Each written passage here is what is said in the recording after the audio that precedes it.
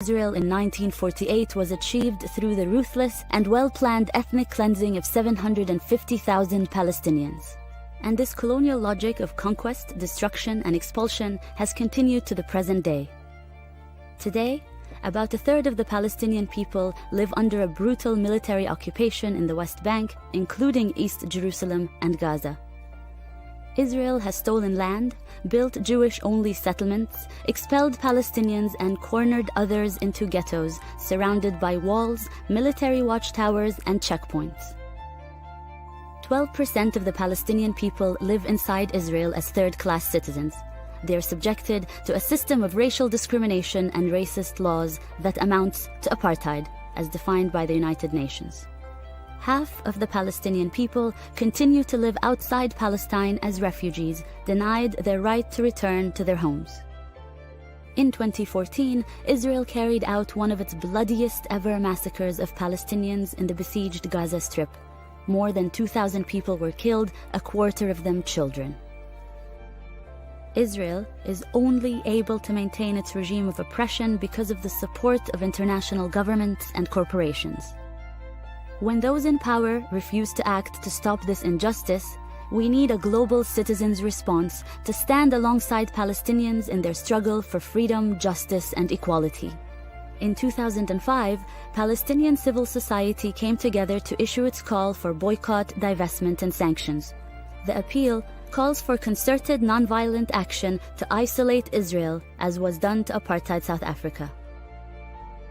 We are calling for boycott pressure on Israel until it complies with international law in the following ways: end its occupation and colonization of land seized in 1967, recognize the rights of the Palestinian citizens of Israel to full equality, respect the right of Palestinian refugees to return to their homes. The BDS movement has empowered people across the world to take effective action against Israel. Trade unions, student groups, churches, academics, cultural figures, and social movements are joining together to make an impact. And many prominent musicians and artists support the cultural boycott of Israel, refusing to perform there.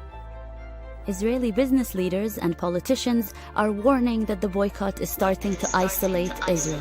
In fact, the government is so worried about the strategic threat that BDS poses to their regime of oppression that it's using its enormous resources to undermine the movement.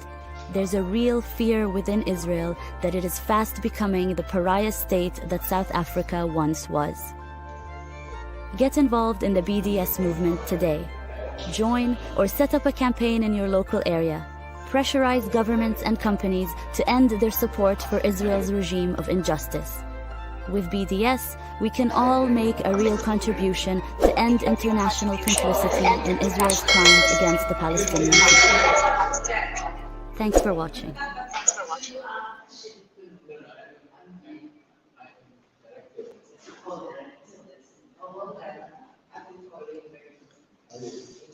Testing. Just say something, yeah. Jalan, yeah. Just cakap.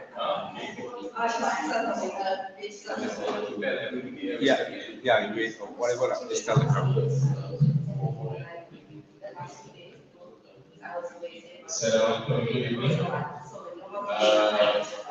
I suggest we start around 8:15, is that right? Yes. Just give me a few minutes, just in case. Everybody election pending. Election cabinet pending. He said that's what's happening in Malaysia now. Election pending.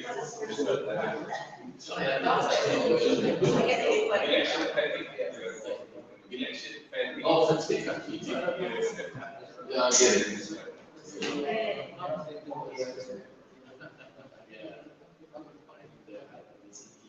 I get it. Ada controller. No, you will be standing. I'll stand up. All right. Oh, you have to move the camera. Oh, you have to move the camera then. No, it's okay. I can move the camera. Yeah. You have to move the camera all the way there. You'll have to move it up there because then you can't see the screen. Yeah. Okay. So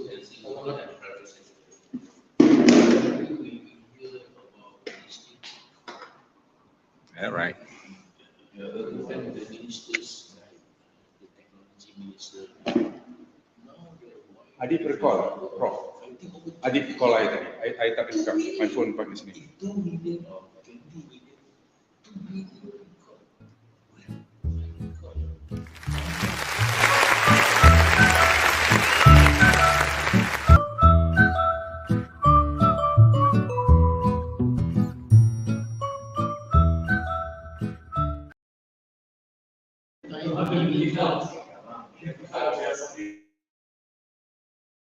The establishment of the State of Israel in 1948 was achieved through the ruthless and well-planned ethnic cleansing of 750,000 Palestinians. And this colonial logic of conquest, destruction, and expulsion has continued to the present day. Today, about a third of the Palestinian people live under a brutal military occupation in the West Bank, including East Jerusalem and Gaza. Israel has stolen land, built Jewish-only settlements, expelled Palestinians, and cornered others into ghettos surrounded by walls, military watchtowers, and checkpoints. 12% of the Palestinian people live inside Israel as third-class citizens. They are subjected to a system of racial discrimination and racist laws that amounts to apartheid, as defined by the United Nations. Half of the Palestinian people continue to live outside Palestine as refugees, denied their right to return to their homes. In 2014, Israel carried out one of its bloodiest ever massacres of Palestinians in the besieged Gaza Strip. More than 2,000 people were killed, a quarter of them children. Israel is only able to maintain its regime of oppression because of the support of international governments and corporations. When those in power refuse to act to stop this injustice, we need a global citizens' response to stand alongside Palestinians in their struggle for freedom, justice, and equality. In 2005, Palestinian civil society came together to issue its call for boycott, divestment, and sanctions. The appeal calls for concerted nonviolent action to isolate Israel, as was done to apartheid South Africa. We are calling for boycott pressure on Israel until it complies with international law in the following ways: end its occupation and colonization of land seized in 1967, recognize the right of the Palestinian citizens of Israel to full equality, respect the right of Palestinian refugees to return to their homes. The BDS movement has empowered people across the world to take effective action against Israel. Trade unions, student groups, churches, academics, cultural figures, and social movements are joining together to make an impact. And many prominent musicians and artists support the cultural boycott of Israel, refusing to perform there. Israeli business leaders and politicians are warning that the boycott is starting to isolate Israel. In fact, the government is so worried about the strategic threat that BDS poses to their regime of oppression that it's using its enormous resources to undermine the movement. There's a real fear within Israel that it is fast becoming the pariah state that South Africa once was. Get involved in the BDS movement today. Join or set up a campaign in your local area. Pressurize governments and companies to end their support for Israel's regime of injustice.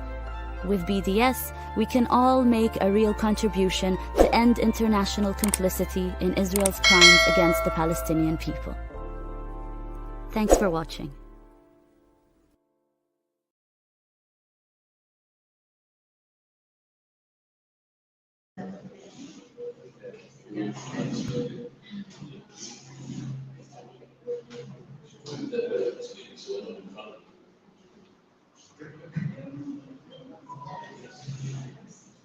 Assalamualaikum and good evening, ladies and gentlemen. Welcome to a special program jointly organized by BDS Malaysia and Gabungan Bertindak Malaysia, Jaya. Welcome to Gerak Budaya. Yeah. Welcome Peter to our program today. We have today Peter Slezak from Australia. I'll just have a quick read of his CV. For those of you who would not know him, I understand that he's been here 5 years ago. Yeah. He was here 5 years ago, so he remembers all the pictures around. So, or another way to put it, this place is not changed from my place. Okay. Dr. Peter Slezak is an honorary associate professor in philosophy at the University of New South Wales, Australia. He is also the co-founder of Independent Australian Jewish Voices, an executive member of the Australia-Palestine Advocacy Network, and a member of the Committee of Advisors Hashim Sani Center for Palestine Studies, University of Budaya. His bachelor degree is from University of New South Wales, and his MPhil and PhD in philosophy are from Columbia University, New York.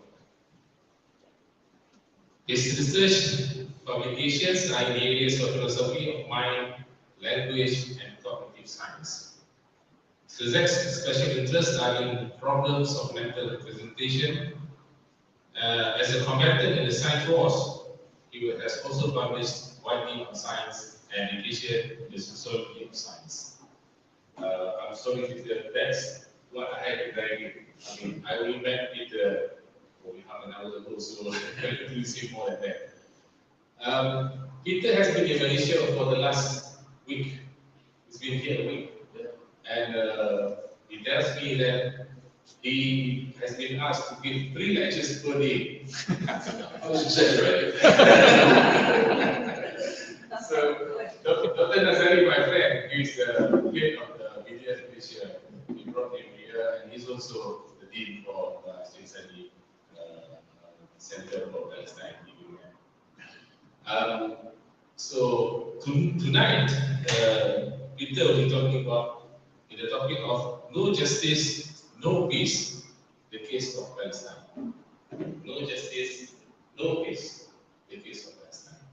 So without further ado, I think I'll pass the session to Peter. Thank you very much. Salam alaikum, and thank you very much for this opportunity to speak. I have slides here, so I'll speak from here standing up. You can all be here, okay? Yes.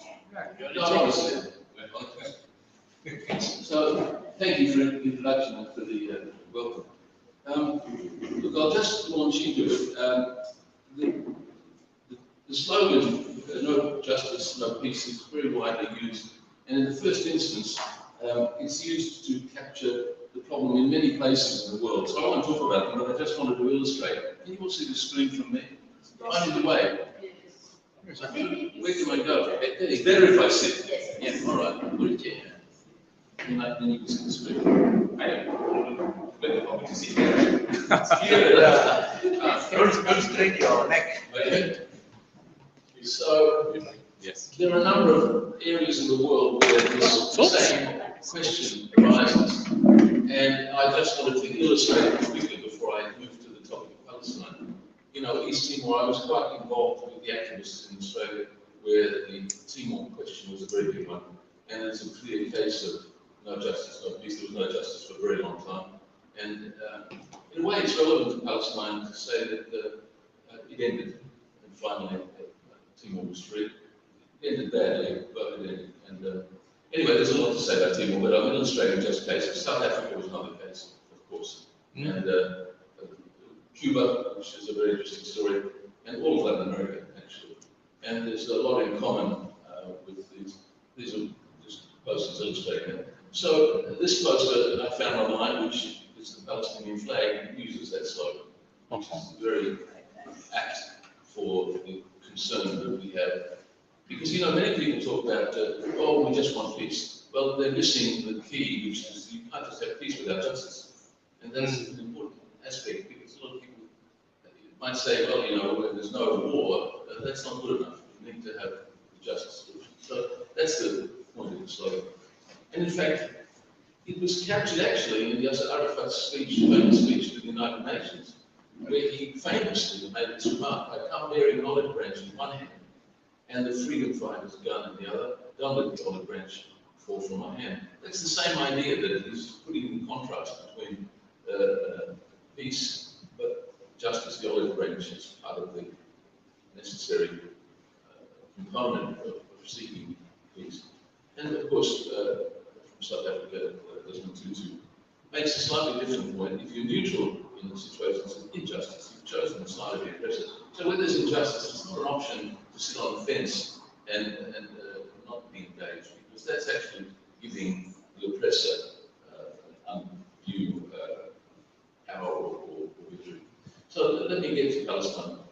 In this talk, I have 3 sections, and I'm going to go quite quickly to make sure I get through 3 of them.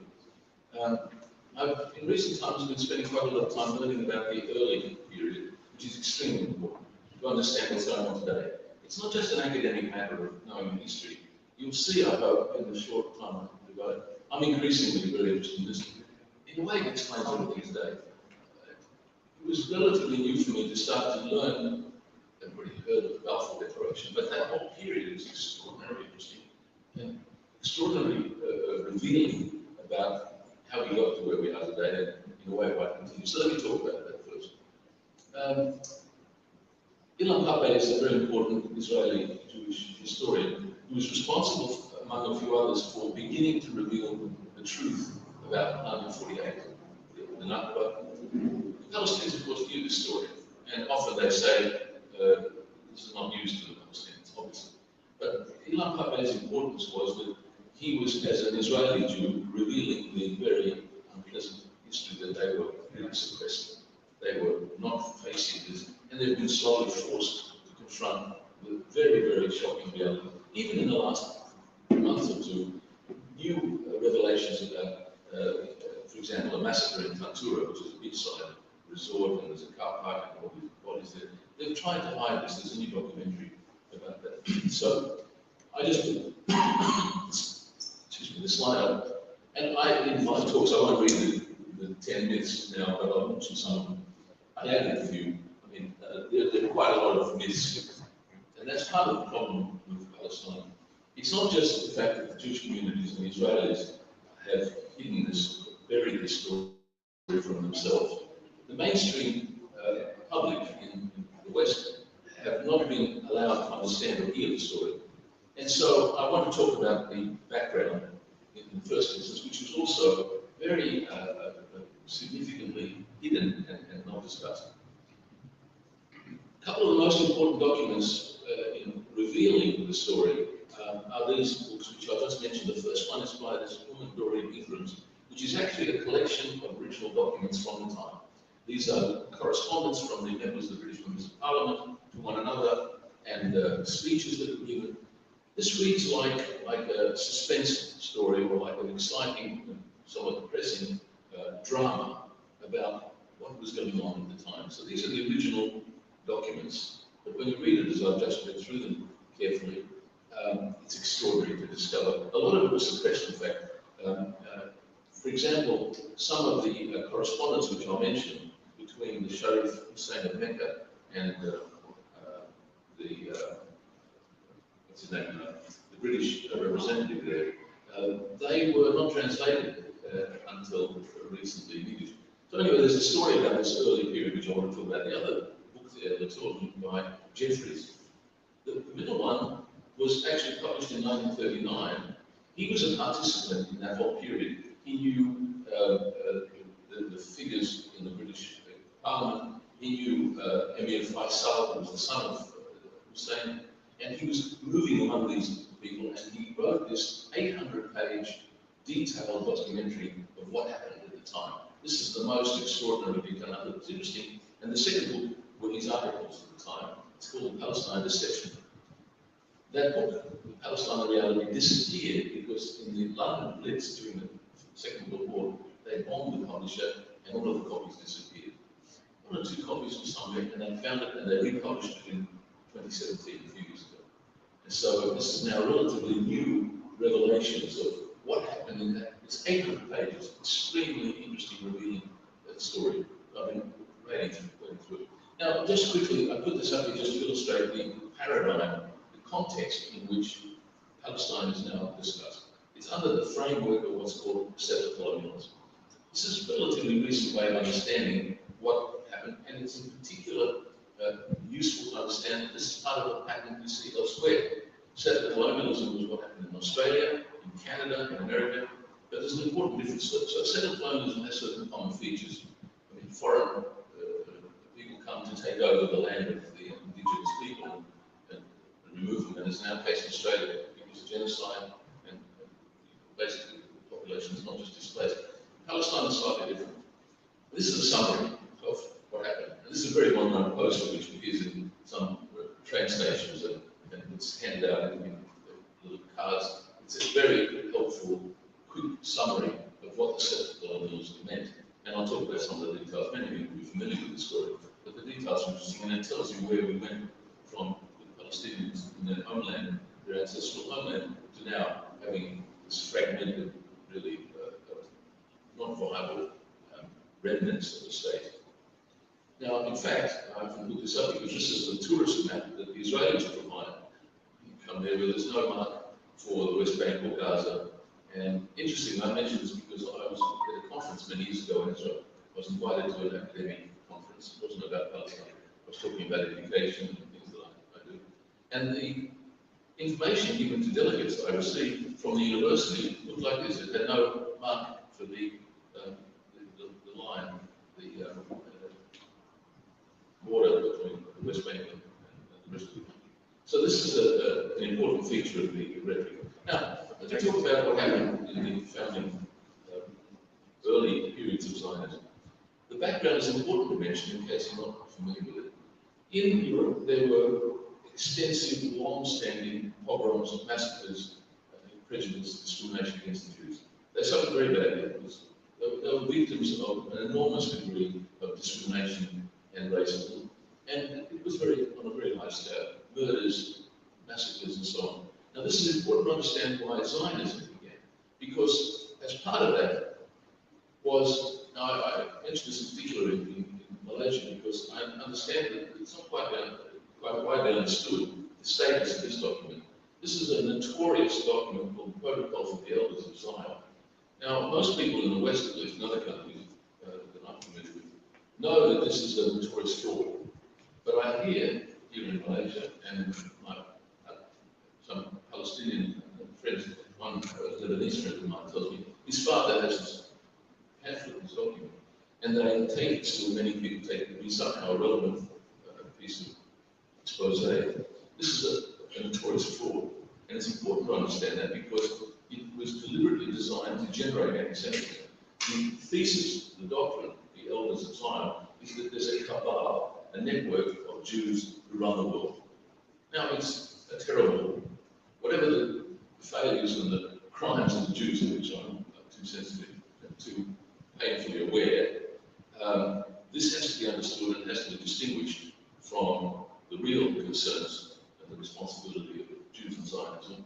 This is a terrible fraud, and it still has currency, so that's why I put the slide here to let you know in case you weren't aware of that. I mean, I've had people here mention this to me, not knowing that this is the status of this document. Now, the reason I mention it here in particular is because it's the background to the Dreyfus affair in France.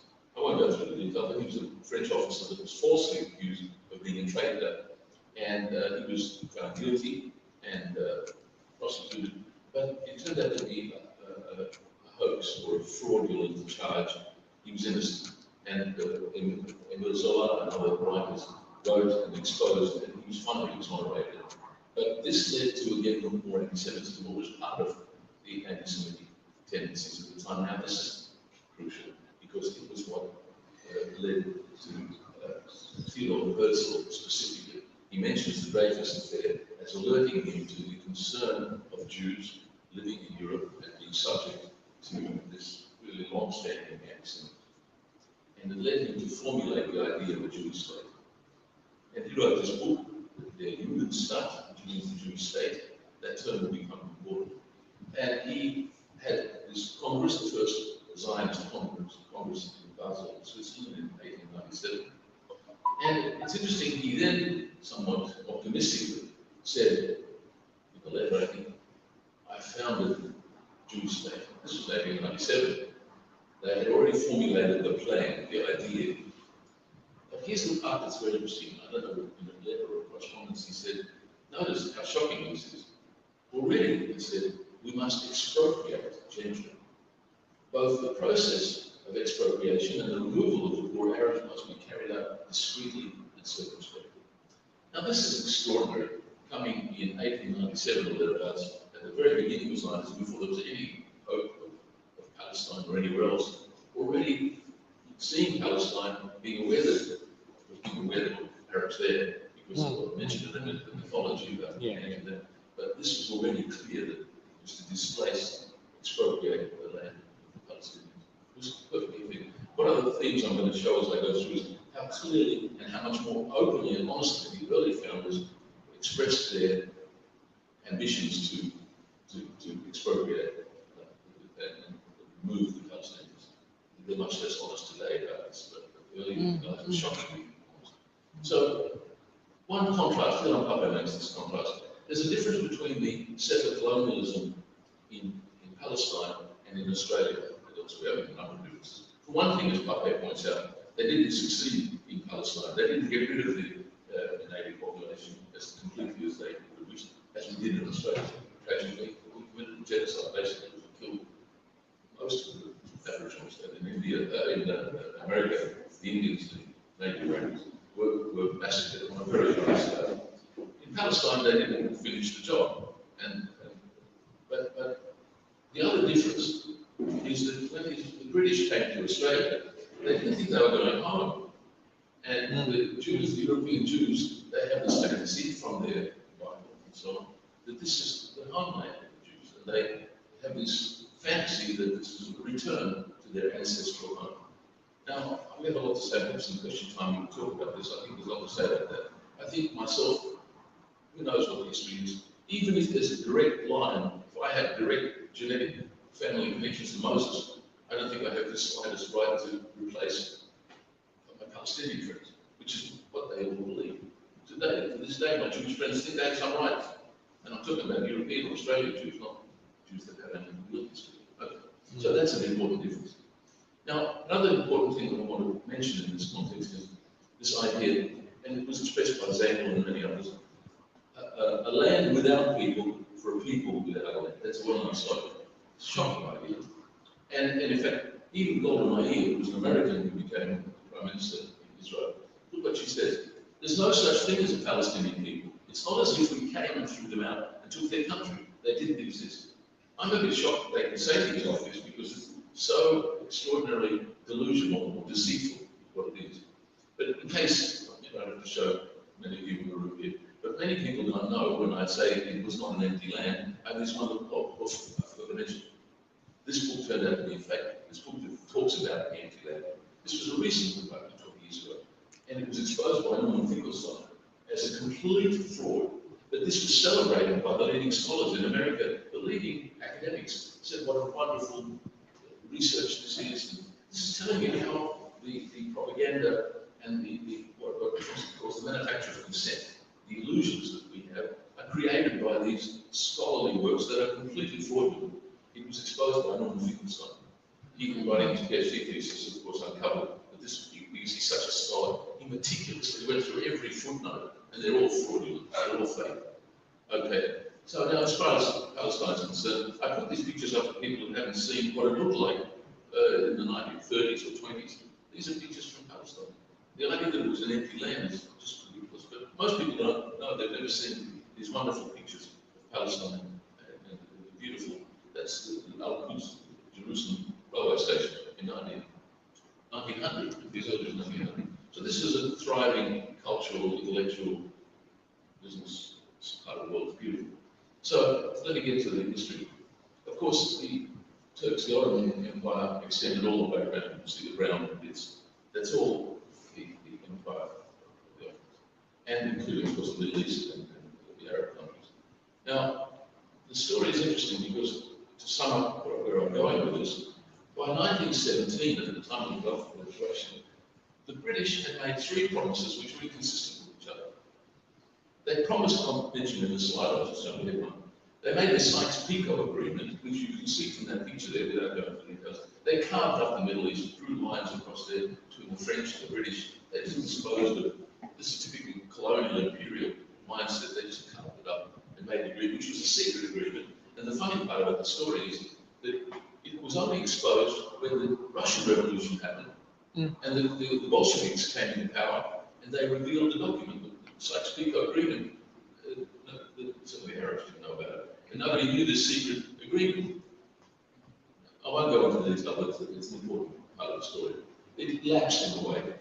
But the other agreement, which I'm going to talk about, is the promise they made to Sharif Hussein of Mecca. Sejuta, who was the British representative in Egypt at the time, he was represented, had a correspondence, an extensive correspondence with Sharif of Mecca. And of course, inconsistent with that, that's what I'm going to do. They also promised Palestine to the Jews in Egypt. And it was contrary to the agreement, the solid agreement they made with the Sharif Hussein of Mecca. So that's the story I'm going to go through quickly. So there's the Sharif Hussein of Mecca. And anyway, in brief, that map there shows the Arab areas which the Sharif Mecca had asked to be recognized as the Arab region, and which Sir Henry McMahon solemnly promised. Why the British had to promise the Arabs their own land is another question. That's the typical mindset. That's typical of this whole period. But that's the big part of the story. So this was the undertaking in the correspondence, which you can read it, and I've read. And it's interesting because there's been a lot of dispute afterwards. I can't go into too much detail, but a lot of people said that they accepted Palestine from this promise. In fact, what they exempted in certain regions further north, which the French would get, or there were certain concerns about that, but it's absolutely crystal clear, contrary to the usual apologetics, that there was no mention of Palestine south of Syria, what we can have, North Syria. So it's clear, and the document by that fellow I mentioned, Jeffries, makes it absolutely clear. There was no ambiguity about this. Palestine was to be part of the country that the Arabs would control. Here's the remark about it. This was a crucial document, as solemn and binding an engagement as any into which Great Britain had entered. There was no question of Palestine being considered the Jewish or part Jewish country of dual ownership. It wasn't mentioned, it wasn't as though there was any exception for Palestine, as there was an exception for some areas for the French. So that's the McMahon-Hussein correspondence.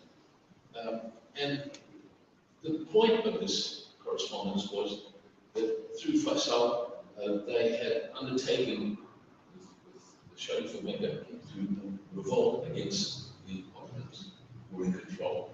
And this was at the time when the British were fighting the war against the Turks, and they wanted the Arabs to rise up, and they did.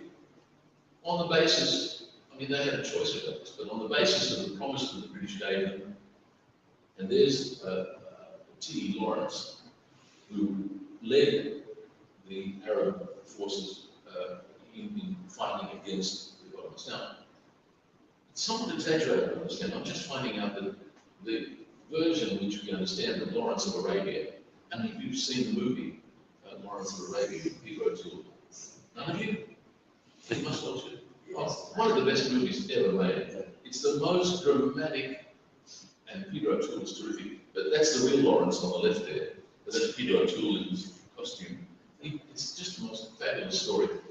It shows the heroic behavior. Lawrence was really quite an extraordinary guy.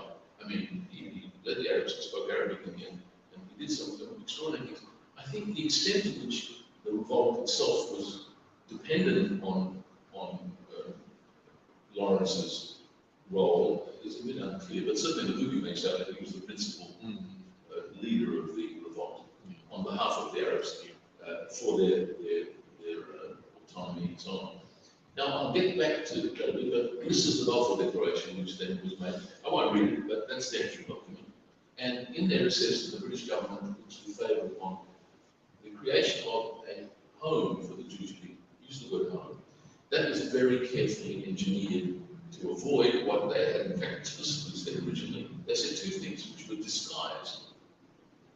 One was, and there was a lot of correspondence, I'll tell you in a minute, about how this should be drafted.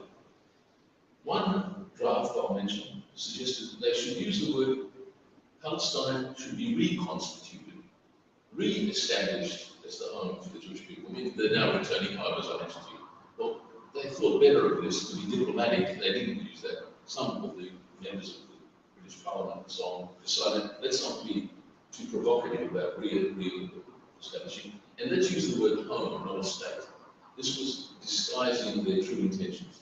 This was actually deliberately avoiding making clear what I'll show you was absolutely So here's a draft of the Balfour Declaration. And Balfour said, and this is really also remarkable in history of this, Balfour asked the leader of the Jewish banking, the Jewish banker and the leader of the community, Lord Rothschild, and Hein Weizmann, Professor Weizmann, who was a Manchester businessman and chemist. So Balfour, the British minister, is asking the Jews to draft him a statement about what the British will do in Palestine. And Rothschild replies, at last time I had to send you the formula. Notice in his draft, he said Palestine should be reconstituted as the national home. So they changed that. But now the picture there shows not just Weizmann. I didn't know this until recently.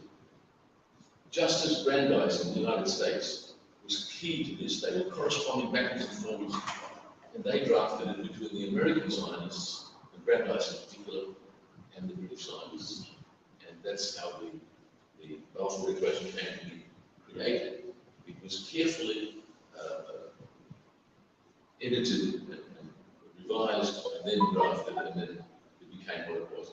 Now, I can't resist, I don't want to read all the text, but what's remarkable is Lawrence later wrote in 22, the Arab revolt had begun on false pretenses. He says he didn't know about the McMahon Hussein correspondence or the Sykes-Picot Treaty, but he said he suspected he would see that this was not going to be honoured, this kind of undertaking to the Arabs. But in the last paragraph, I'll read it, he says, yet the Arab inspiration was our main tool in winning the Eastern War. So I assured them that England kept her word in letter and spirit. In this comfort, they performed their fine things, but of course, instead of being proud of what we did together, I was continually and bitterly ashamed. So this is Lawrence, who led the Arab revolt, recognizing his Arab colleagues were led to act under false pretenses, and he wouldn't have led them, and they shouldn't have done this on behalf of this deceitful plan. And without going into too much detail, again, I want to capture the ways in which they behave. Now, this is a letter to the London Times on May the 24th. This was before the Balfour Declaration, which was in November. Now, he says this in the newspaper, the public record. He says, the Zionists are not demanding in Palestine monopolies or exclusive privileges, nor are they asking for any part of Palestine should be administered to the detriment of others. It was always and remains a cardinal principle of Zionism as a democratic movement that all races and sects in Palestine should enjoy full justice and liberty. Right? Look what he said 4 days earlier in another private. I'm sorry, that was public. This is in a speech to more or less private audience. The creation of the Jewish Commonwealth in Palestine is our final ideal. He was in other contexts saying clearly, we want a Jewish state, and he would talk differently when it was appropriate in public. Now, this is a good part of the story which I can tell you. The two heroes in the story at the time, and this guy, Edward Montague, was the only Jew in the British cabinet. And I'm going to read you some of the things he said. There was another guy who was very critical of this whole Balfour approach, that was Kershaw. I took out some of the material, I haven't got the time to do the whole history carefully. But let me read you what Montague wrote.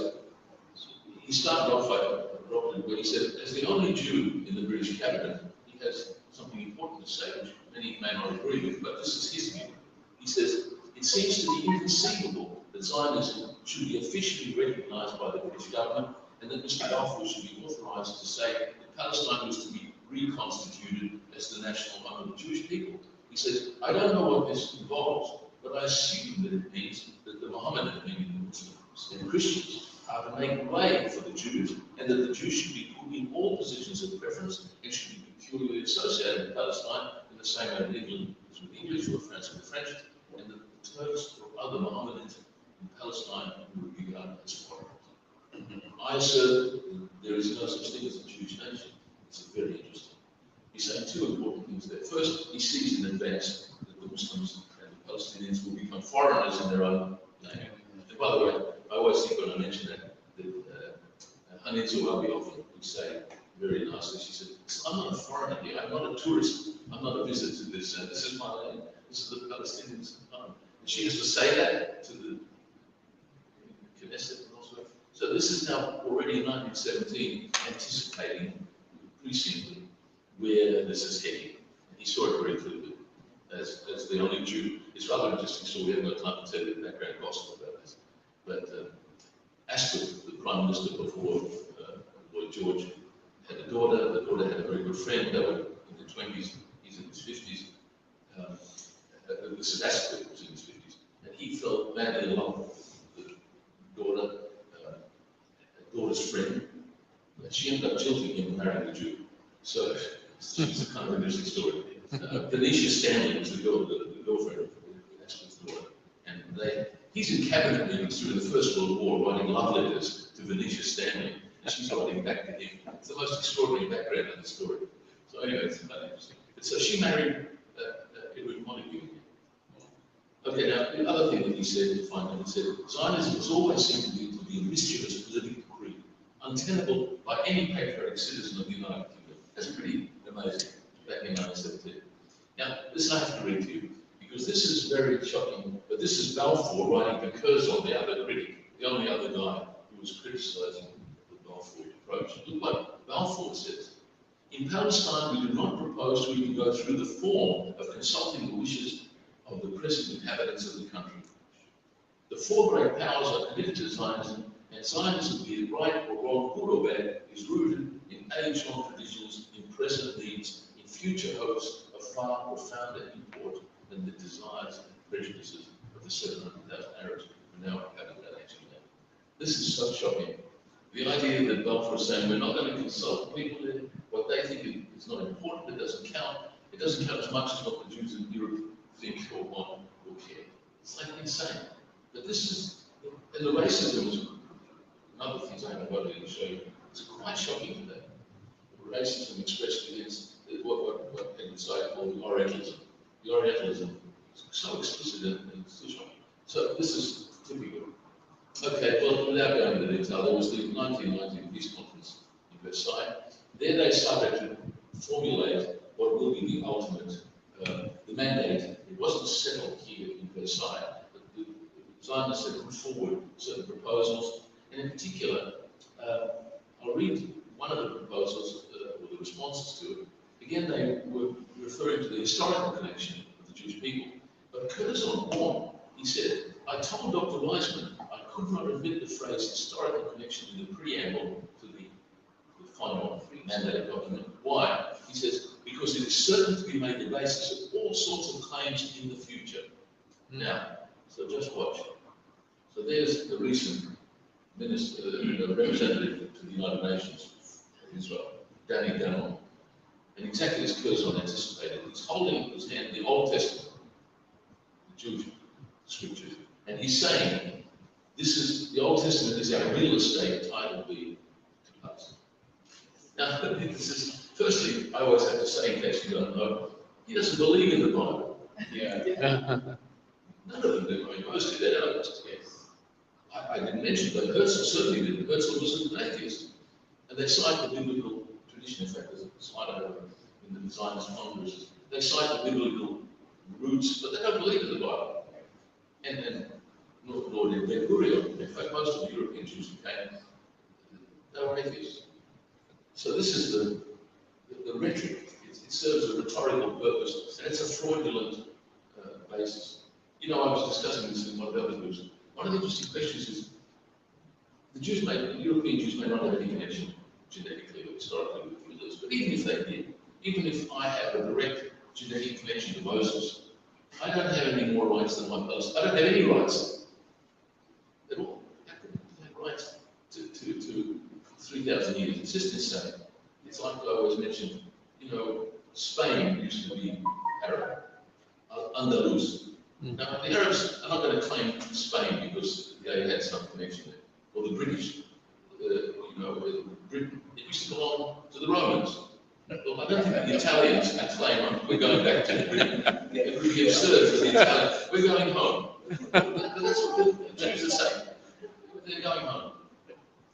It's insane. But this is serious stuff because because that's how they persuaded themselves, they're brainwashed into such insanity.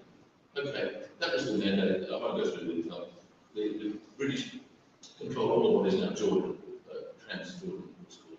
And the designer section wanted a much bigger section, but we won't go into detail. We get one final quote, I think. This is now Churchill, the great famous British Prime Minister there. He said, the Arabs believe that in the next few years they're going to be swamped by scores of thousands of immigrants from Central Europe who will push them off the land and eventually gain absolute control of institutions and destinies. As a matter of fact, these fears are illusory. There's really nothing for the Arabs to do for them. Well, of course, that's exactly what happened. Yeah. Waves of migrant Jews started coming in. They were probably starting around that time, and the British were trying to control it to some extent, unsuccessfully. So that was the background to this. And let me now talk a little bit about. You're going to have to alert me to the time. I can lose track of time. And so at some point, give me a signal because I lose track of how long I'm talking. Let me talk about now some aspects of the family, and then I'll the third part, which is the contemporary period. And I'm aware that some of you in the audience don't need to be told about this, but generally it's useful for an audience to hear. Okay, I have to tell you about the background to the family of the state of Israel, which I don't know in Malaysia how many people know. I know my Palestinian friends. Many of them don't know enough about this story. I mean, I've got very close Palestinian friends. In fact, one of my Palestinian friends, a rabbi I know, asked me to send a Palestinian to his synagogue. And I sent a very good friend of mine, Hilmi Gabba, and he went. And my friend Hilmi, we're very close friends. He doesn't know much about this. So in Malaysia, again, there's no reason, well, there is a reason, but I can understand why perhaps the Holocaust is not as prominent in the memory or the consciousness of other people it should be. But the question is what lessons learned from it, and I'm in a position, you'll see, to tell you that sadly and tragically, the Zionists misused the Holocaust to justify the crimes of the state of Israel. That's the bottom line. And I want to make clear that of course, is outrageous and shouldn't happen. But understanding the Holocaust is important, particularly because it is the background. So Hitler comes to power in 1933, takes over Austria, and so on. These are typical Nazi rallies with the swastika and all this stuff. This is what's called the Nuremberg Gesetz, which is the Nuremberg race laws. This was a graph picture to show to what proportion do you have Jewish blood. I've got 4 stars. You know, my parents and grandparents. I'm Jewish, but some people, my kids are only half Jewish because my wife is not Jewish. So in Germany, this became like an issue because if you were fully Jewish, it was bad luck. If you had only one grandparent, maybe you were safe and you were excused from the genocide. So this is the background to the racism in, which is, I mean, historically unprecedented industrial scale mass murder. There's just no other way to describe it. And of course, the shops were absorbed by the Nazis who viewed it being the Jews, and there was an attempt to discourage. My friends, my German friends, tell me, a lot of Germans ignored this. I didn't know this. They ignored it and they still went into the Jewish shops. They didn't take the Nazi stuff seriously. But that became very difficult. After 1933, if any of you have been to Berlin, in Berlin there's an exhibition called the Topography of Terror. And it's the rise of the, I have to take my hat off to the Germans. They tell their history, the atonement for their past history. They deserve a lot of credit for the extent to which they face this terrible crime. And in that Topography of Terror, they talk about how the rise of Nazis immediately meant they put in jail all the dissidents, all the lawyers were disqualified and so on. So it was impossible to be a dissident because you were murdered immediately. I mean, so it became hard to resist. Okay, so this is what was happening. Jews were required to wear the notorious yellow star, and you can see people walking around with that so yellow star onto their clothing. Here's a typical example of the Jews being rounded up. They were put into cattle trucks, literally cattle trucks, and they were shipped to Auschwitz and other concentration camps. And among them were these two. That's my mother and my grandmother. The young girl, that's my mother when she was about it. She went to Auschwitz at the age of 19, and my grandmother would have been under. They survived in Auschwitz. they were in those cattle trucks, and I grew up with the stories. And my mother told me she saw the notorious the angel of death, Joseph Mengele, on top, picture of him. That's the site as you come into Auschwitz in the cattle trucks. And when you get to the other side of that, there's the railway. You can see the entrance back there. When they got off the cattle trucks here, they were Mengele separated them. And if you went that way, you went straight to the gas chambers. If you went that way, you went straight to the gas chambers and to the ovens. Literally to the ovens. And there's Mengele. And I heard Mengele's name from my mother when I was growing up. And later, of course, I realized he was this monster. He escaped, and they never caught him. They never caught him. He had family in Argentina, or he went to Argentina, and he kept coming back to Germany. He kept visiting his family. The Israelis tried to, they got Eichmann, monster. They never got this guy. That's the sign that was above one of the gates. Arbeit macht frei. In German, it means work will make you free. You know, and what it led to was this. I'm sorry to show you these pictures, but this is what my mother saw, because these were the mass graves. There were 6 million Jews were murdered. It's unprecedented degree of mass murder and racism. Systematically, I mean, if you don't know the story, I think you should know. And I think it's not widely enough understood. Particularly because there are Holocaust deniers, that's become fashionable too. So anyway, that's the background. Now, this is where you mentioned it. As a result of that, of course, there had been waves of Jewish migrations, but after the Holocaust, they were coming, and the Zionists were trying to bring more and more shiploads of Jews into. The Americans didn't want them. They couldn't go to America. They were turned away. In fact, there was a ship, famous case, they turned the ship away. Some of the ships went back to Germany, and they were massacred. So it was difficult. But anyway, these waves of Jews were starting to invade Palestine. Look at the numbers. In 1800s, there was only 2.5% Jews in Palestine. By 1947, there were 32%. This was at the time of the partition, just before Palestine was divided. Then there was still a minority, but now 30%. This is an immense influx of foreigners taking over. It's not surprising. I have no time to give you too much detail. But of course, the Palestinians were rising up. There were Arab revolts. There was violence. There were resistings with every reason. So it's not surprising that there were conflicts there at the time. The British tried to, you know, put it down. But this was, look, in Australia, we have military ship go out to prevent one little boat coming from Sri Lanka. Yeah. If a poor refugee comes in by boat, the entire Navy and Air Force, it's like a major crisis. The worst politics in Australia from the few refugees fleeing the war that we created in Afghanistan. And here they were overwhelmed, so it's not surprising. They had good reason to be concerned at this point. Now there's one of the ships. It's actually called the Exodus. They renamed it in 1947. And one of the people on that ship, here's the Hollywood version. How many of you have seen the movie? Have you seen the movie? I can't believe it. Now, you guys ought to see this. You know why? This is Hollywood. There's Paul Newman and the beautiful Eva Marie Saint, this beautiful girl, and they come there on the ship. There's the refugees. It's a heroic story. You guys, I don't know if you know this, but it's very shocking. The theme music, if you go on YouTube and get the music, the theme song is the lyrics, "This land is our land, God gave this land to me." Now this movie is so bad, but this is Hollywood. Now it's not just the Jews. The Western world gets a representation of what this was about. The Jews that were coming to this land, the Palestinians are figured in the story. It's a land without people. There's hardly any one Palestinian guy in the story. It's like they're coming to this. This is Hollywood. And so you have to understand the Western ongoing misunderstanding, the misconceptions about it. So that's Exodus. Now, on that boat, on one of those refugee boats, is that little guy there. That's me. That's my uncle in Tel Aviv. I met him a few years ago. And if you look closely there, you can see his arm. That's the Auschwitz tattoo. He was also a survivor of Auschwitz.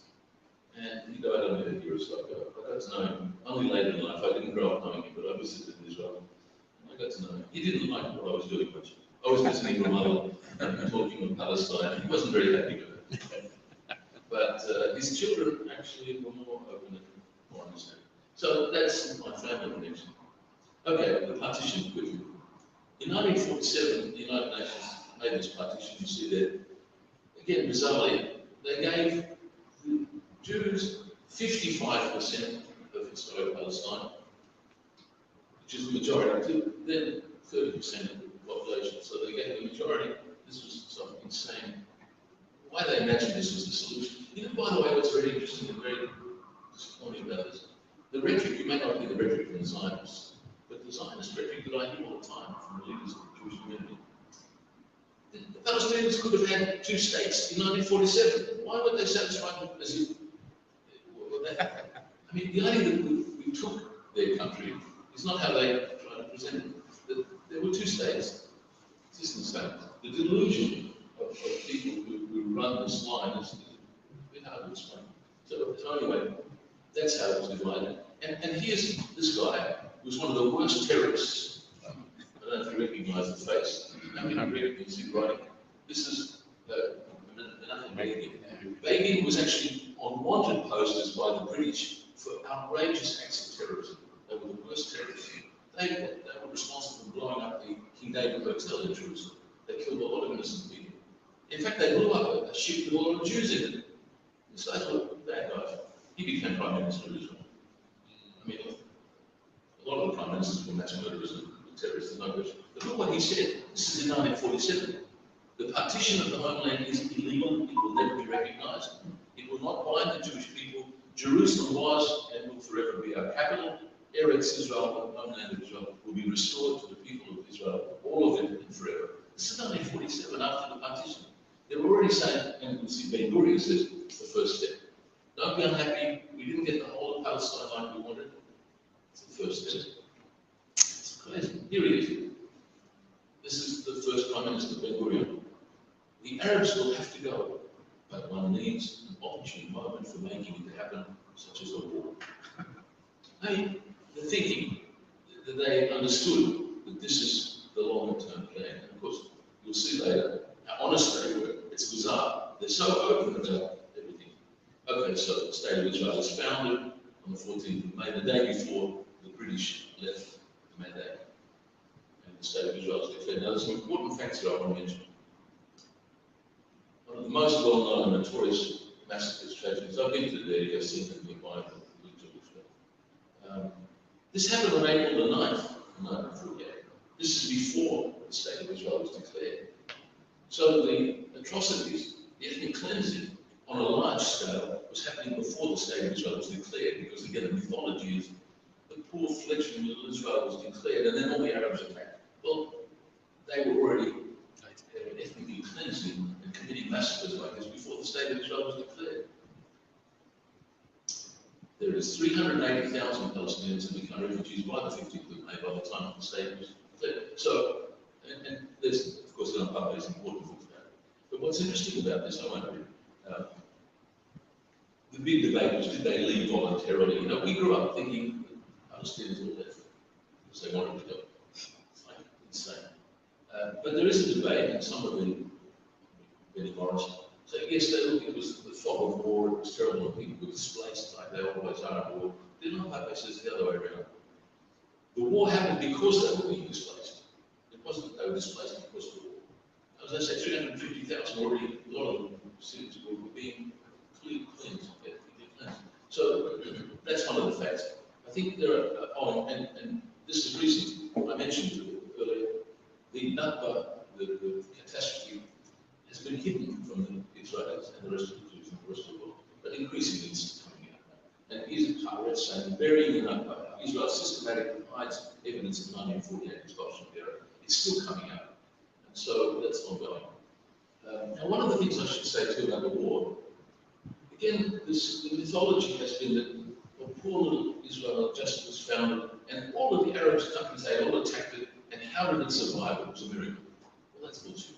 And why? Because it turns out that the Jews, the Israelis at that point, They were superior in numbers, in arms, from the beginning to the end.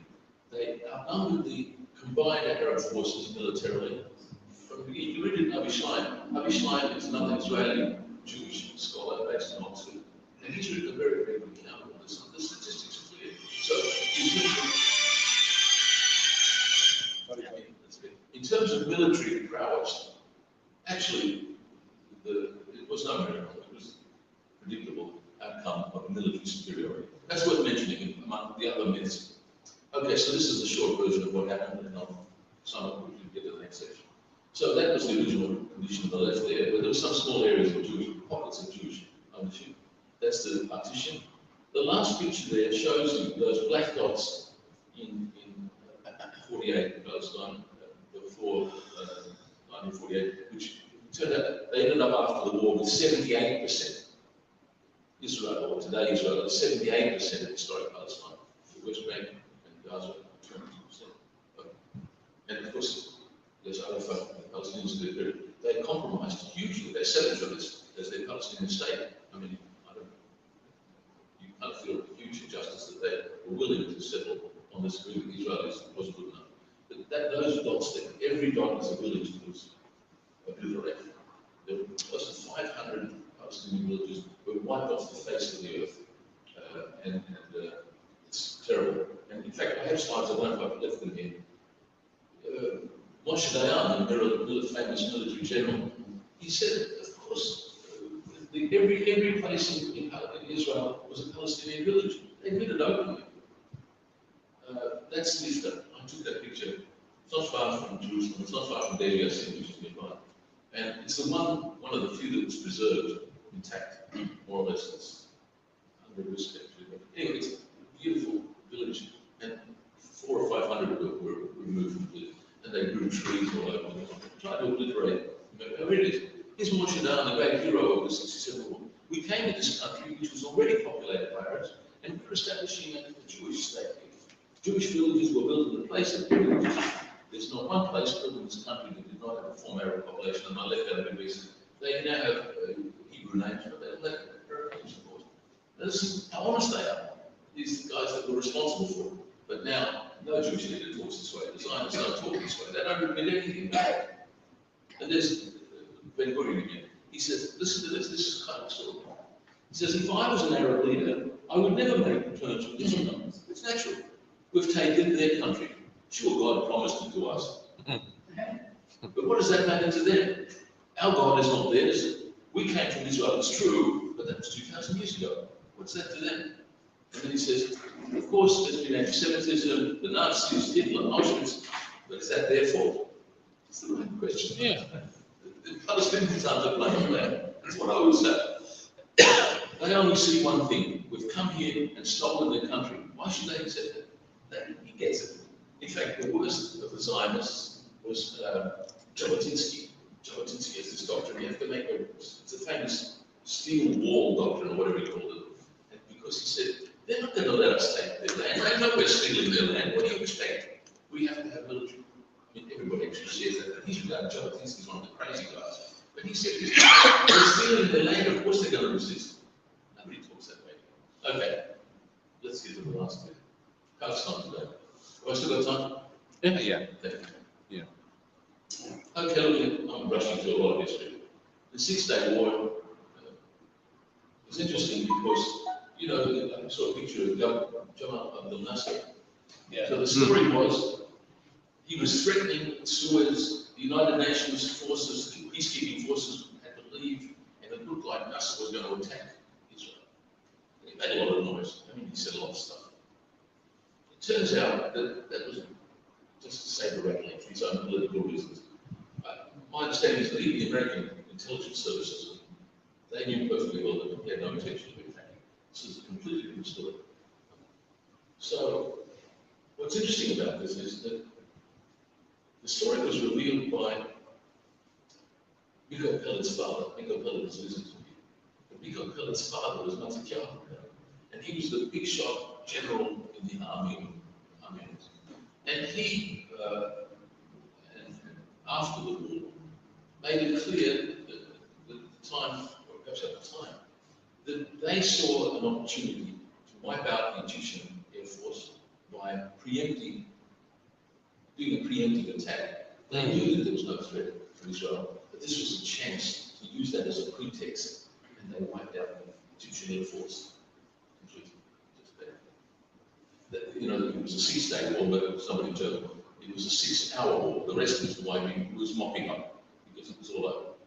And now, Martin Joe Millett says that this was, in fact, I've got a slide on the Begin setting too. Here it is.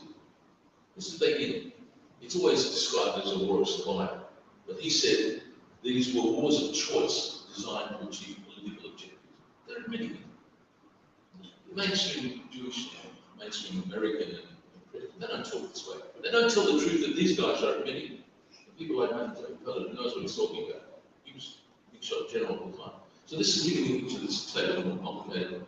But a lot of my friends, I have to tell you just personally, if I can, so I've got very close Jewish friends, and one of them is pretty much agreed with what I say now. But he went to the Zionist youth camps, and he was a good Jew like me. And he was brought up with this whole, and in '67, he went to help save Israel. He went to Israel to fight or to help. It was all over by the time he got there. But he told me he traveled around in the West Bank and in Gaza after the Israelis had already taken over. Now, what's interesting about that he was part of this idea that we have to save Israel. But now he knows the story. One of the few Jews who had the Zionist upbringing. I mean, he grew up in Israel till the age of 11. So he got the whole propaganda very much in the Jaya. But now he's credited one of the few that see the other side. But he got this idea that, I still remember it in fact, because I was old enough to remember. Poor Israel was now being threatened again. It was a life and death struggle. It's all rubbish. This was again provoked. Okay, the peace process. I have to say a couple of big things about that. Those books there are very important. The top one is by Rashid Khalidi from Columbia University. The title is very revealing. You know the idea that the Americans have this peace brokers. Well, they're brokers of deceit. That's the title.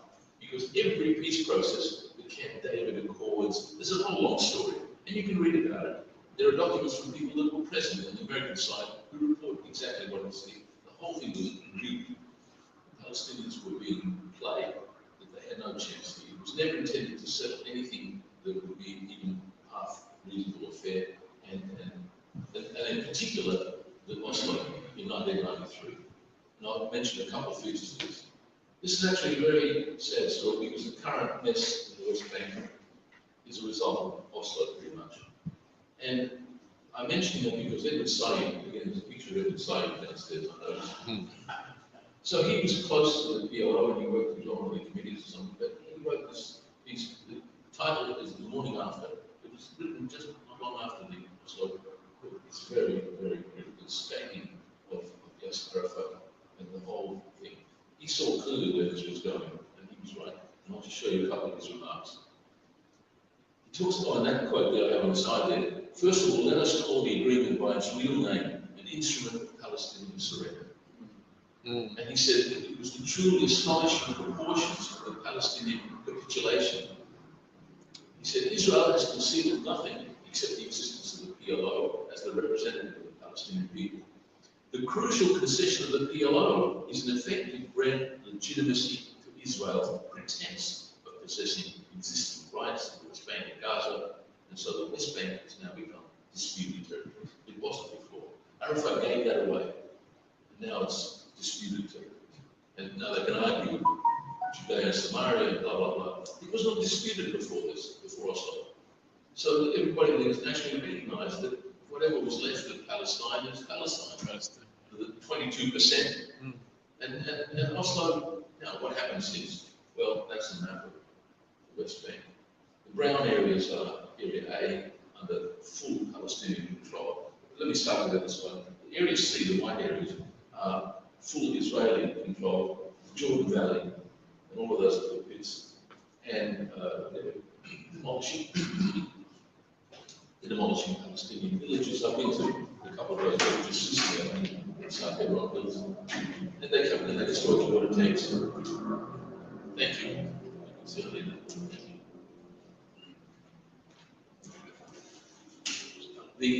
light or brown orange areas there under joint control. The brown areas are supposed to be under independent Palestinian control, but it's not true. Israelis come into Ramallah, they come into anywhere all the time, and they shoot people. We've seen all the terrible stuff all the time. So basically, Israel controls everything. But the mess now and the settlements, that's a result of Oslo, as far as I can tell, as I understand. Okay, let me jump to what happened recently.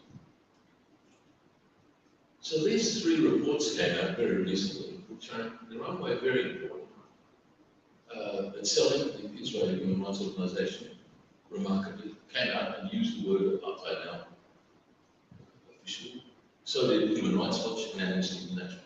There are differences in these reports, and they detail the extent of everything that's going on. I mean, the detailed reports of what's going on. One of the most remarkable things is the video that I saw earlier today, and showed me a video, where one of the Zionist leaders in Australia refers to, oh, it's all Netanyahu or something. There's no apartheid, it's just all anti-Semitic. These are delusional. And how they can say stuff beyond my comprehension, because it's so contrary to just the uncontroversial fact that but these reports have to be qualified in interesting ways. So I'll discuss some features of it that are important. But within Israel itself, I mean, what we call Palestine 48, my friend, it's apartheid. And it's apartheid in ways which I'll mention explicitly. But I have to say in advance, the West Bank is worse than apartheid. I mean, by the way, apartheid is now not comparable with South Africa. It's an official international 1973 convention on apartheid or whatever. It's an international law definition. So people, again, the Zionists say, oh, it's not like South Africa, right? Forget South Africa. The West Bank is much worse because it's a brutal military occupation. We see what's going on all the time. Gaza's even worse still. Gaza's siege or blockade, it's a crime of international law. It's an atrocity. I don't have to tell you guys, I'm aware that Palestinians in the room, you don't need to hear from me how bad it is, but I'm aware, I talk to other groups that don't know. So, anyway, so let me mention the report, the Amnesty report sets out the killings, the forcible transfers, movement restriction. One of the things I have with the house demolitions, there are like 50,000 house demolitions in the West Bank. And the Palestinians are told they've got 20 minutes in the middle of the night to get out of it. And I'm friends with the Israeli Jeff Halper, who's, I don't have slides, but I usually put slides together. Jeff Halper established the Israeli Committee Against House Demolition. He used to chain himself to the Palestinian house because the bulldozers then would stop. But they demolished 50,000 houses by now. A huge number. And it's part of the ongoing brutality and expulsions and ethnic cleansing ongoing in the West Bank for a long time. So that's part of the tragedy. Now here's the Zionist responses. I just picked a couple of Australian ones. Mark Whitler is one of the big shot Zionists in Australia, and he's got a video of what we're looking at. And he says, if you look at this video, there's no apartheid. This guy, Arsen Ostrovsky, is another one of these crazy guys. It's all an anti-Semitic Jew hatred lie. That's what he says about these reports. Amnesty International, you can criticize them, but the idea this is all some fiction is delusional, not worse. And this is now a journalist, one of the leading journalists in Australia. He says the Amnesty report is a disgusting document. No one could intelligently describe Israel as an apartheid state. It's simply an infamous lie and contributes to anti-Semitism. Now this guy, I haven't the words to describe this guy. You know what? Because during the East Timor crisis, when there was a genocide in East Timor, he was the worst apologist for the Indonesian massacres, the Indonesian government, military. He made excuses, and the Australian. He was supporting what was their crime, and now he's supporting this other crime. So these are the journalists. This is mainstream journalism. He's not a Jew. It's important to understand that this is the way the mainstream is set. And now he's the big supporter of Zionism. Okay. Now, before these reports, long before, I visited Adala in Haifa as an NGO. Its responsibility is for reporting and reporting the violations of Palestinian rights within Israel, not the West Bank. Al-Haqqa is responsible for international law, generally speaking, but this is, they they listed 50 discriminatory laws on the books long before these reports came out. So the idea of an apartheid state was around for a long time before, I mean, from the beginning, actually. But so the idea that this is a fiction is just ignoring the reality. I won't go through the laws, but you know. And of course, in 2018, if there was any doubt about it, the Israelis passed this quasi-constitutional status law, or the nation-state law. So now they openly say to the world and to themselves, Israel is the state of the Jewish people, not anybody else. That's now their foundational law. So tell the guy in the video you showed me that it's not a party. And the phrase is that the right to exercise national self-determination in Israel is unique to the Jewish people. Okay. And here's one of the mass murderers that became Prime Minister, Ariel Sharon, notorious for the responsibility for Sarah Shatila murders in 1982. He was behind it. I mean, he was responsible. He was found actually in court responsible for it. So notice what he says again, how honest these crooks are. He says, the terms democracy and democratic are totally absent from the Declaration of Independence. This is not an accident. The intention of Zionism was not to bring democracy, needless to say. Go and tell this to my Zionist leaders in Australia. They say, it's the only democracy in the Middle East. Yeah. And everyone, it's a democracy. It's bullshit. It was solely motivated by the creation of Eretz Israel, of a Jewish state belonging to all the Jewish people and to the Jewish people alone. That's why any Jew in the diaspora has the right to immigrate to Israel and become a citizen of Israel.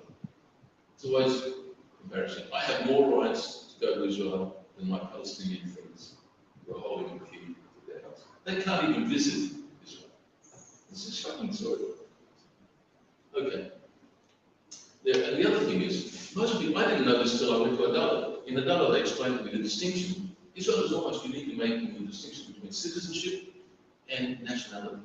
And in that video, I keep pointing to the room showed me the video that Zionists in Australia, judges in Israel Palestinian judges can become judges, they're citizens. But what they have in Israel is actually very interesting. They distinguish between citizenship and nationality. And only Jews can have Israeli nationality. It's a unique distinction. Adala records all this. And the law of return. They made up the law of return in 1950. The international right of return is what all my Palestinian friends would have under international law. They have the right to go back under international law. That's the problem of the return. No, it's a practical problem. I mean, all the Palestinians, although I have a friend I met, Abu Sika. I don't know if you know Abu Sika, he's a Palestinian guy who goes around the world with a map, creating maps of Palestine. And he tells the story that his family's from, and he shows where they could all go back. And there's plenty of room for it. That's true. I think it's a bit optimistic. And how many want to go back, I don't know. But internationally, by international law, they have a right, Palestinians have a right to return. But Israel made up the law of return, which gives Jews a right to turn up there and claim citizenship. Right? Okay. And I have to tell you about this. So, already in the first Zionist Congress, they established this Jewish National Front. The Hebrew word is Keren Israel, so KK. The JNF has in every Jewish home a little money box. It's called a blue box. I grew up with it. Every family. You guys don't know about this because it's Malaysia. Everybody don't know. But every Jewish family has a little money box. In fact, when I go to a cafe near where I live in Sydney, the guy happens to be Jewish. He has a little money box sitting there. Actually, I went into that and I wrote it. You can see there's no border for the West Bank, and I drew the West Bank on the money box. That's a small line. Resistance.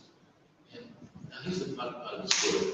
The money is given to Israel, they plant trees over the north and so on. But it's stated early when they established the JNF, it can only buy a mortgage or lease, only Jews can buy a mortgage and lease JNF land, and you can't sell it back to the Palestinians. You can't lease it back. So this is a way, it's a quasi-governmental organization which expropriates land, more and more land from the Palestinians. That's their job. Now, here's the part of the personal part of the story. This guy there with black hair on the left there, on the right,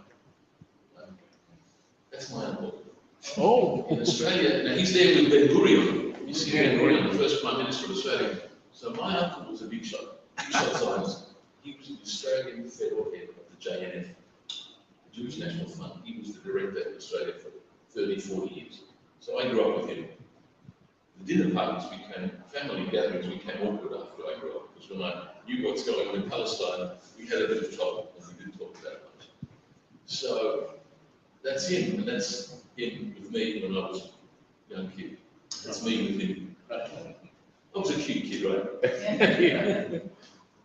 That's my uncle. But that was my Zionist guilt. I have. Okay. So now in the Damascus Gate in the old city, you have these rallies of these crazy Zionists waving the flag. I took out some of the slogans. And they say in Hebrew, Ma'avet la'Arabim, which means kill the Arabs.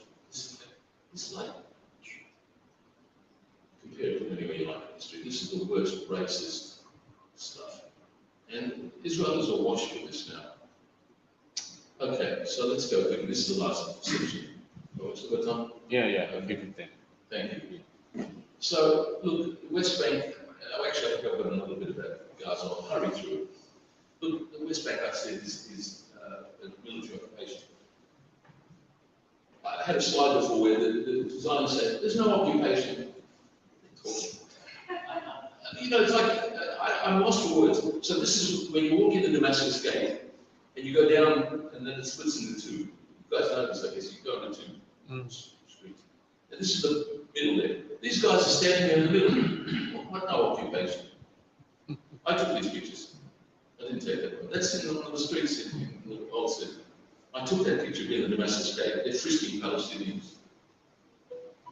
That's a famous, I didn't take that one, famous picture of what they're up against. That's in Millennium. That's why I went to see them every Friday. After the mosque, they come to, after the prayer, they come up. Nowhere near the fence, the separation barrier is longer. And the Israelis get on the fence there, and they shoot, and then pass the gas down. So that's Millennium.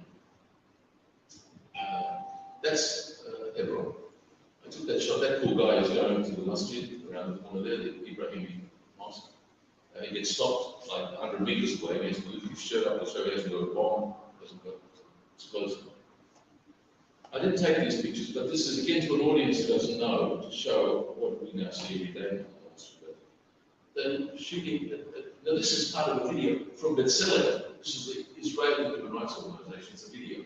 This guy is lining up some of the unarmed demonstrators, and in the next frame, he got the guy. He jumps up. I got him. So that's what's going on. And in the newspaper, this country, this is the Defense of Children International, DCI. I went with DCI into the offer prison system. I went to the courtrooms there every day. It's a terrible story. So that's DCI, which are very good. But this is the headline. And by the way, that's probably not true in 2021. Probably this year is worse. I think they've been shooting so many. Okay, this is a typical headline. Israel forces target children with light ammunition. This is not so recent, these pictures, young kids in centres. Okay, well, since the year 2000, this is older, these data are now out of date. They've killed by 2008,000 Palestinians. 2,000 kids, which is on average 2 a week. When I tell this to people, I guess you don't know this, but when I talk to audience, they don't know how shocking this is, because they didn't know this is like a regular, you guys know. But to the ordinary person that I talk to, 2 kids a week. I mean, if it was 2 Israelis being killed a week, it would be Third World War already. Yeah.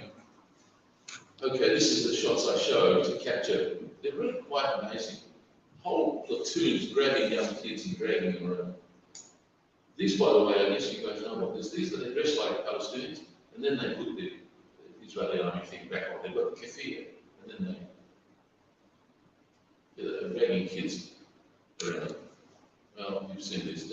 That's actually a Tamimi kid. Okay, if you haven't seen the settlement, that's a settlement. I mean, people don't know that these are immense cities that take over huge parts of the West Bank. And I mentioned the house demolitions. Well, thousands of houses have been demolished. And the water, again, I'm going to go quickly through this. The water allocation is some fraction of what would be by United Nations standards. And of course, I have a picture, but it's not here. When I was traveling in Palestine, they showed me that you could tell which was the Palestinian houses because they don't have black water tanks. They have to conserve the water. The Jewish houses don't have black water tanks because they've got running water. The Palestinians have storage tanks. So on the roofs, they're all the black tanks. Okay, so the water problem. This is Shahada Street in Hebron. I took these pictures. They locked up all of the shops permanently along the street there. I didn't take that one shot. But I took this one, and that barrier is gone actually. They're now walking towards the Ibrahimi Mosque, and the Palestinians have to stay on the side there. And the Israelis run up and down and exercise, and they run up and down the main street. That's Shahada Street. Okay, they're frisking some, so this is on the other side of the barrier. And that's, I already had that picture, that's it. And that's actually the entrance to the Ibrahimi Mosque. It's divided into a Jewish half, Palestinian half. And that's a picture inside, which I took in the mosque. Now this is the shocking part. The Israelis just come in with their boots on, they don't take their shoes off, and the women don't cover their hair, they just come in. Absolutely, disrespecting the sacred holiness of the mosque. So I took these shots in the old city there. This is the old city. There's a Zionist flag hanging down from one of the houses there. Actually, because I've been on a couple of years, I was shocked to see how much worse it is now. How many more? There's another Jewish shop in one of the areas there. So they're increasingly taking over the old city. That's Jerusalem, which now has a wall going out almost like a third of halfway across the country, across the West Bank. I won't talk about all these shots. I'll just go through quickly. There's the wall going everywhere. And the United Nations declared, this slide, I won't read it, but the International Court of Justice, the ICJ, declared the war illegal in 2004. No effect. There's the war. It takes about 9 to 10% of the West Bank. So the war already encroaches into the West Bank. This is what the Columbia Crossing looks like. And that's another settlement. That's what one region looked before they put the settlement on it. That's how it's done. Now that is out of date, but that was when there were only 400,000 settlers. I think there's twice that many. Every single settler is illegal according to international law, in violation of the Geneva Conventions. Every single settler is a violation of international law. Okay, quickly, Gaza. It's a whole story. Again, let me just run through it. Okay, the Gaza Strip, there's a barrier there, but you can't go near the barrier because they shoot you. I mean, I was there with people that have their farms and growing crops, but within I don't know how many meters of the barrier there, you get shot if you go there. So that strip inside the barrier is actually a no-go zone. You get shot. They can't go out into the ocean as far as they should be allowed. There's an unofficial barrier that they can't go out and they're fishing. It looks like a third world country. That's the transport that they have around there. I took these shots as we're driving down through, and you can help me with my Arabic. The second one is Al-Quds. What's the gates? The military wing of Islamic Jihad. What's the first word here? Saraya. Saraya Al-Quds. I could read the last, but I put Al-Quds. Thank you. Saraya Al-Quds. That's cool. I needed you guys. I can't read that, but I took that shot because it was a nice picture of these guys. And that I can read, that's Hamas. My Arabic's not too bad. Now here's the point. Again, the mythology. The Israelis decided to say, we left Gaza. They didn't leave Gaza. It's actually that they took out their settlers. But underneath this is an Israeli academic lawyer, famous guy. He wrote this book, The International Law of Belligerent Occupation. Israel is legally under, it's the belligerent occupant. Gaza is under belligerent occupation. It's under occupation. It's a different occupation from the West Bank, but they're responsible legally, and then it's blockaded, which is terrible. But they were still the occupying power. That's the law. Okay, the disengagement, I won't talk about it in detail. They claim to be disengaged, but it was a trick. And this guy, whoever it was, one of the leaders, George Weisglass, said, the significance of the disengagement is the freezing of the peace process that prevented further discussion of the process in the West Bank because they claim we're out of here. We don't have anything to do with Gaza. I won't read it. This is a very important ramificated lawyer, Morgan Finkelstein, who's one of the most really deep writers who exposes the tragedy of the Palestinians. And this is not long ago, a recent publication about Gaza. And I don't know if you've seen this. I got this, it's gone now, off the Israeli Ministry of Foreign Affairs website. There you would find out what happened in Gaza. This was the 2008-9 assault with cast lead, I think it was called. So what's interesting is there were rockets from Hamas, whatever. And then they had a peace agreement in August the 8th or something, July. They had a peace agreement. Hamas observed the ceasefire. On November the 4th, Israel violated the ceasefire, and then the rockets started.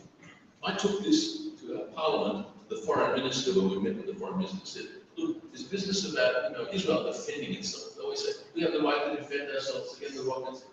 So they provoke it, and then they tell us lie. But Israel's own website showed, now they've hidden this now, it's not so clear anymore, because this is so clear, you can see the picture. But every assault on Gaza was provoked by the Gaza Palestinians respond, and then they use that as a pretext. So that's the pattern. And they have these homemade rockets, they have more sophisticated ones now, I don't know. But that's the damage that one of these, they don't even have a serious, that can cause damage to land on the house. But this is what Israel has. The idea that Israel is defending itself is another one of these insane delusions that the world accepts. This is Israel. Gaza doesn't have one tank or one aeroplane. Look at this. This is the force. And that's Gaza. That's a picture of Gaza. These are pictures of Gaza. And these are shocking. When I show this picture, you guys have to understand this. When I show it to audiences that haven't seen these pictures, most people in the West don't see this. They look at this, they can't believe their eyes. These are not shown in the mainstream media ever. Look at this picture, which is shocking. And when they see these, people are a bit taken aback. And of course, the mythology and the lies that Israel has pinpoint targeting of military sites. Come on, this is an entire residential district. And I showed that picture last time I was here. And there was one of the Palestinians in the audience said that his family is here in Jaya. So it's very shocking and tragic. And the idea that the West has that this is Israel's only target, weapons. And by the way, there's a doctrine. It's called the Dahiga doctrine. This is a military principle of the Israeli army to commit disproportionate punishment on the civilians of Palestine. So it's not like it's an accident that those troops are ordered. This is actually their explicit policy. It has a name. And these are quotes from these members of the Knesset. Genocidal stuff. Now, this has more impact when I show it to audiences that are not familiar with this stuff. Okay, I don't tell you very much, but I'll hurry up and finish it. Now, I had a conversation with an Israeli down the tennis court. I go to the tennis court, and during this time when it was happening, I said, you guys have snipers shooting unarmed people? He said, Israeli. I said, we don't have snipers. We're talking about that. And there they are, snipers lined up there. And, well, this is the famous case, that woman and the guy with that legs. And this is what they have to do. This is how they respond. I mean, there's a wonderful photographs actually. This is a famous photograph in the West that became very famous. And this is what they have to fight back with. I didn't have a picture, but they call these terror kites. This is terror kites. Burning candle and send it over. And they come with drones, with weapons to fight back.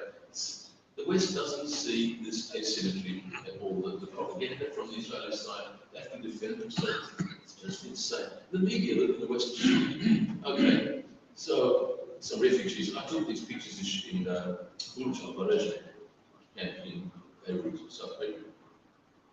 It's the worst thing I've ever seen. I've never seen such squalor and children's nursery kids there.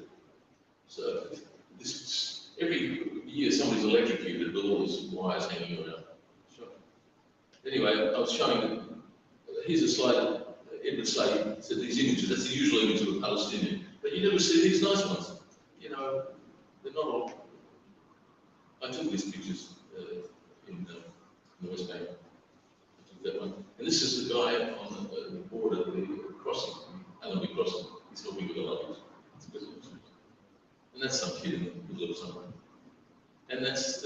South everyone knows. I took these pictures there because there we went to Susia. That's Susia. And they come and they damage, they knock down the water system, and they knock down the solar panels. These people living in the middle of nowhere. The Israeli army comes, well, they declare it a free fire zone. It's a military zone. So, and that's a little family there. Look, let me finish on this. I won't have time to talk anymore, but I should mention one of the difficulties the Palestinians are now facing, and the activists around the world, is there's a definition of anti-Semitism, which has now been used as a weapon, it's been weaponized, because they decided that we have to have a definition of anti-Semitism. There's no need for it, but okay, the Jews come up. And 7 of the examples out of 11 are if you criticize Israel, it's anti-Semitism. Now, this has become like a doctrine in America, the government, educational institutions, it's very dangerous. And I've been involved, actually, there, by the way, I didn't notice until this morning. That's Zionist wrote the top article. I wrote an article, the bottom one was my article, responding to it, explaining why this is terrible.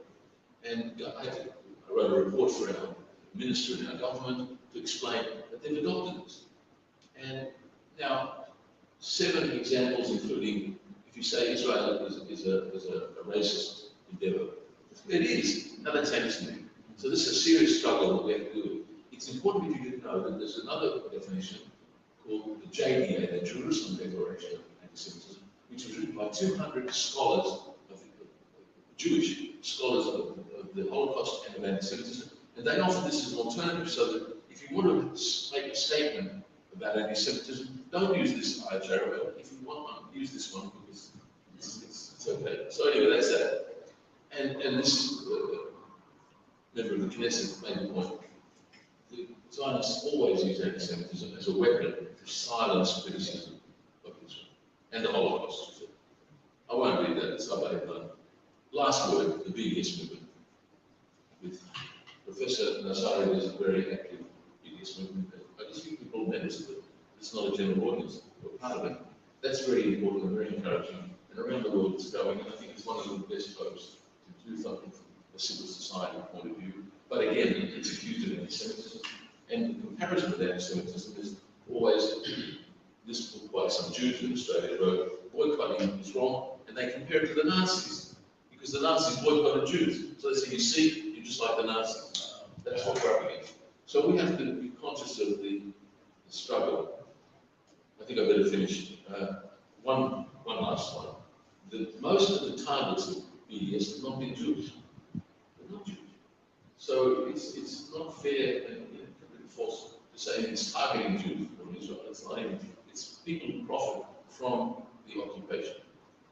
Shukran jazilan. Sorry to take so long. Once I get going, I can't stop. Frankly, I'm lost for words. Because this is probably my first time listening to such detailed explanation of what is happening in Israel and Palestine. I must say thank you to Peter. Thank you very much. Yeah. But I need to open the floor to my friends. Yes, please. Peter, what is the end goal of Zionism? Actually, it's booming. I think What is the end goal of Zionism? What do they want to achieve? well, it was very explicit from the beginning. It was very explicit from the beginning. The whole Palestine. They said it, and they keep saying it, and it's not a secret.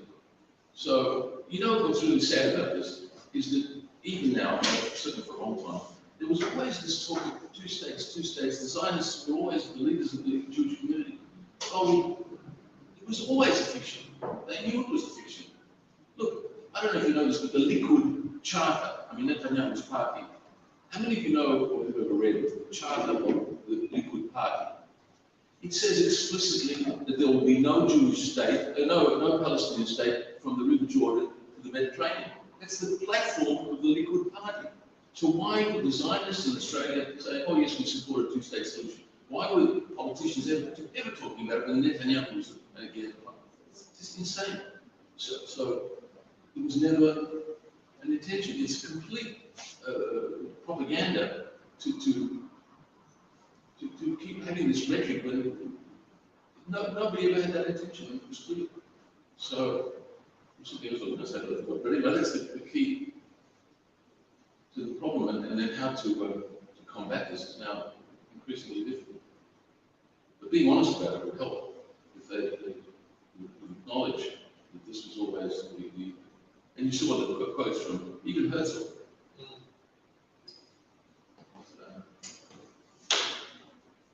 Next. Yeah, please. Oh, Why did not go forward to help the Zionists to have a Jewish home?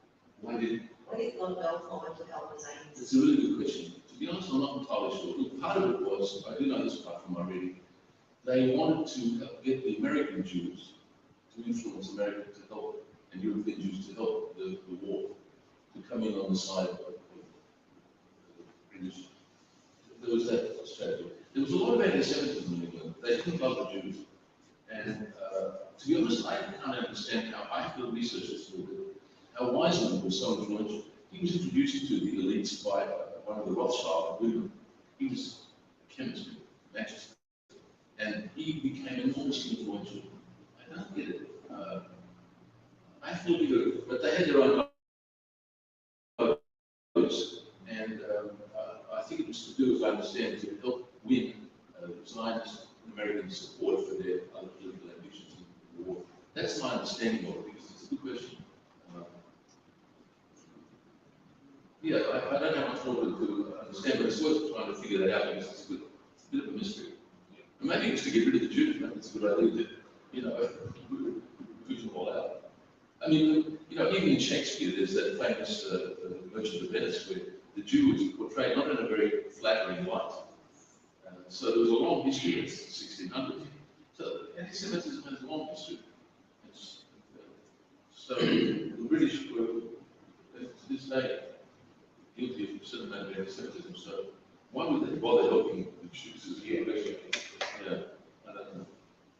Okay, then this. From our observation, there's no superpower who is willing to back the Palestinians. There are small countries like Malaysia. We send money, charity whenever there are problems in Palestine and all that.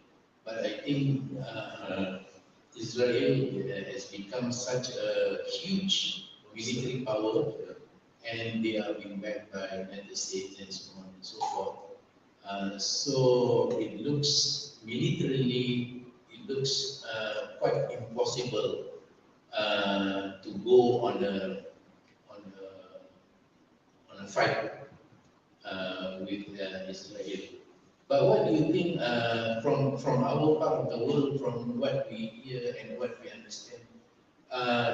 Iran seems to show protest by words whenever there is an attack on Gaza, for example. Do you think they will go further than that? I hope not.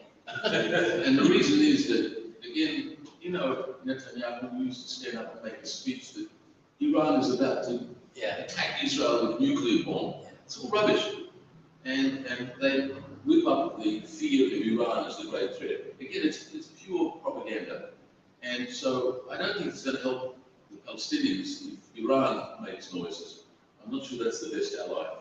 I don't know enough about this, but I don't see that that's helpful, because they're demonized as a. So I'm not sure that Iran is one. But your broader question, Israel's military power is significant. It's the third or fourth most powerful military in the world. But it also exports a lot of its intelligence and spy technology. Jeff Halper wrote a book about this recently. I haven't read it yet. But its enormous value to the West is by exporting a lot of its technology, the secret spy technology and stuff. And it's become kind of a. And also, it did a lot of America's dirty work around the world.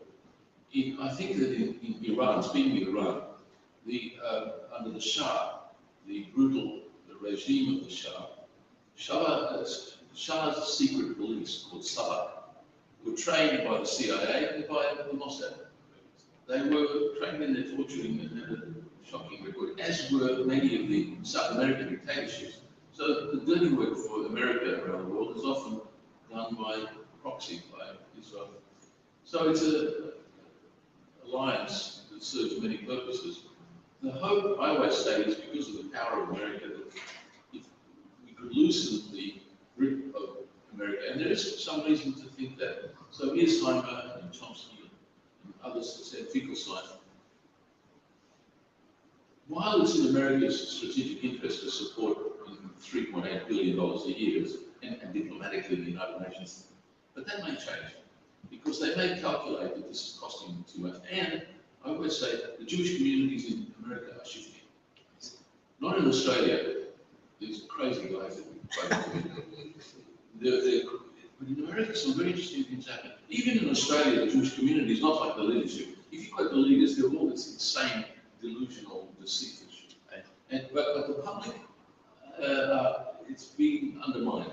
Now in America, it's very serious because, again, I quote Finkelstein, he wrote it now quite a few years ago called "They Know Too Much."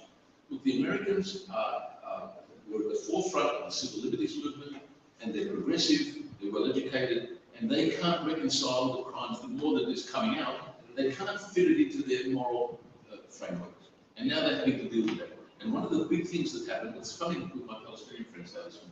So some of you may know Peter Weinhardt, the American Jew. You know guys know about you know about that? Well, that was a huge thing. So Weinhardt, who was an Orthodox Jew, he goes to the synagogue, he's an academic, and he was the editor of some New Atlantic Journal, or some significant intellectual figure in America. And what was interesting about this was that he was always already talking to, Yusuf Munaya and Palestinians who he's on good terms with. He was saying good stuff. But finally he came and said he doesn't support a Jewish state. And that was always kind of a fundamental, non-negotiable principle, is to be a Jewish state. It's crazy, but he came out and said he doesn't support that anymore. And that was a bombshell. In America, among the Jews, he had to deal with the Jewish friends. I saw, interviews where they said this is too much, beyond the power. To his great credit, he came out and said that. Now, that's showing a shift in America. So that's a kind of clue that some important younger people, they go on these birthright tours to Israel. And they say, hey, why can't we see what's over the other side of the wall? They're starting to make a fuss on these Zionist tours. So there's science, and there's Jewish Voices for Peace, and a number of Jewish groups, like in Australia, I have a smaller example there. There's science, ferment, and dissent. And I think, so the point is in America, if there could be a significant shift among the Jewish population, that may help change the balance. It's a bit optimistic, but where else? It's like with South Africa and East Timor, for that matter. It was when, in the countries like America, before Australia, and South Africa, I think de Klerk, or whatever it was at the time of Mandela, they realized it was all over when America and the rest of the world were going to, they're sick of apartheid, it's finished. They made a calculation that's in their interest. We better deal with the blacks. So they had to recalculate. That's my understanding of the strategic thinking. And that's the only hope I can see.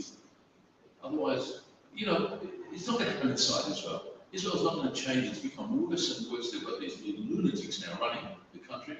They're outright, someone made a comparison, like the Ku Klux Klan. Literally, they're just like out and out. These Itamar, Ben-Gvir. It's scary. The interesting thing about that, I have to say, I think it's a good thing that these crazies got elected. You know why? Because now the Jews can't pretend that this is okay. The mask is off.